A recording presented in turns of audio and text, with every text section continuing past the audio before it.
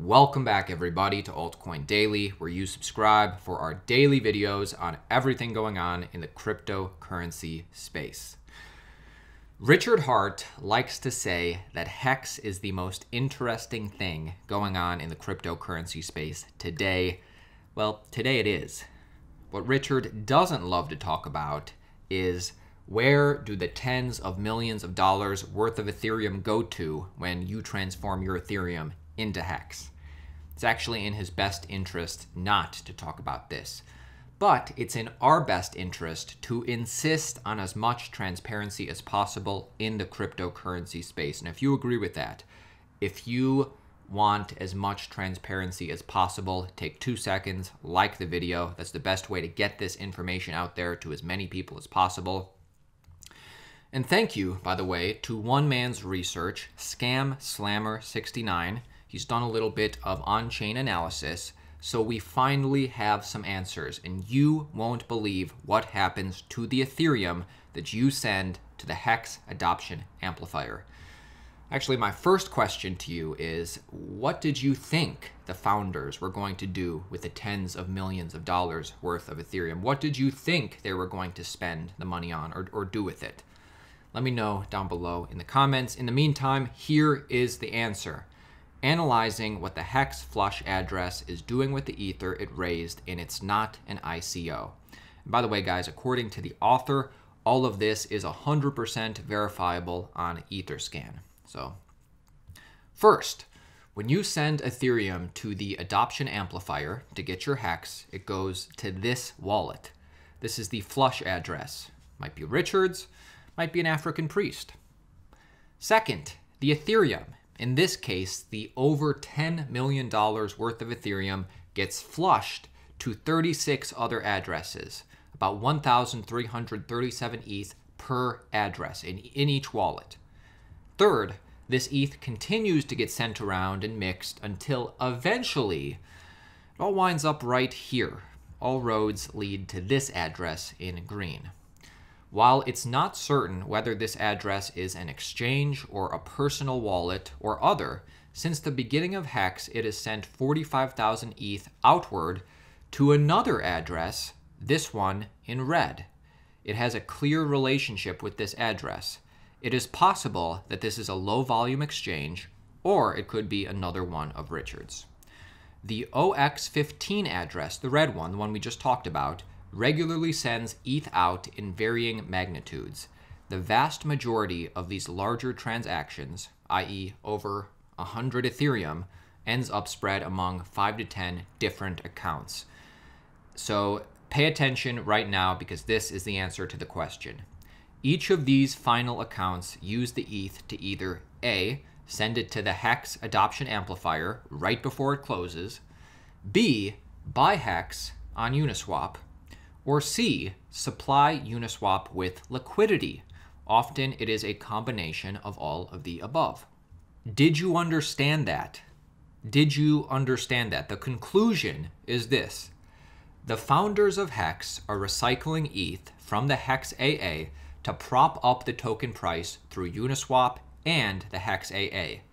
His motivations are likely to A, stimulate more demand for Hex than there actually is, B, artificially inflate the token price, or C, prevent others from getting a cheap price via the Hex AA. On his Twitter, he advertises that this is natural growth, suggesting that intentions are to lure in new investors into sending ETH and participating in the Hex quote-unquote scam, which he owns more than 50% of the total supply and has a complete stranglehold on all markets. If you are thinking of buying Hex to profit off this manipulation, just keep in mind that he owns virtually all the Uniswap liquidity, and if he pulls it, then nobody will be able to sell Hex for anything. So yeah, just know what you're getting into. My opinion is, based on what I've seen people saying about Hex in the community, I kind of feel like a lot of people who have bought into Hex and, believe it's going to pump, a lot of people, even though Richard has promised, no work will be done, the ETH isn't going to be used for anything, I kind of feel like the majority of people feel like the ETH and the hex is going to be used to provide liquidity to exchanges and to do all this marketing, even though there's been no, explicit promises. I kind of feel like that's what people expect, and that might be the case. But what people don't realize is how much power the founders of Hex actually have, in that not only do they control tens of millions of dollars of ETH, not only will they be controlling all this liquidity on exchanges, but also they control 50% of the total supply of Hex in general. So you got to think about that. And I actually like what Scam Slammer 69 went on to say below his post. He further explains the Hex AA is like EOS style ICO, where X tokens are sold proportionally to whoever deposited ETH that day. This continues for a year, and investors, or victims, are told that they should have no expectations on what the money is used for. In the past few weeks, a mysterious whale has been pumping this AA, and meanwhile Richard is hyping it up on his Twitter as natural activity. But it is quite easy to see that all of these whale buys are from the same entity. In particular, they are always funded by one or two addresses listed above, the 0x15 or the 0xECFE, which are funded by the addresses that collects the ether deposited into buying Hex. And they provide a link to an actual Etherscan. Where is it? Right here. You can check this out yourself. But you can see that this person spreading 850 ether among 9 accounts, which buys Hex in the AA. Click on where it was funded, and you'll see that the 0x15 account is the account. This happens every day and constitutes the majority of Hex volume. Ironically, general sentiment seems to be that the community wants Richard to do this so they can profit from their bags, and it seems everybody invested is pretty much aware what he is doing and supportive of it. For example, Trevon James even went as far as to post this on his Twitter. Watch this. On Etherswap, we're like top 15 for liquidity, and on I saw that. And the volume too. Volume's top 15 too. I think it did 45K of volume today, and it's just going up. I mean, I think the volume's up like 50% today, and I think the liquidity's up like 25% or something. So I'm excited to see. Like I just seen today a chart of how many coins are staked in different coins, and I didn't get a chance to do the math, but we might already be on that chart. Because if you think like right now, we might already be on that chart. I got to do the math, but at some point, I think can't give you expectations. Goes pump that shit, man. Take that ether, pump that shit.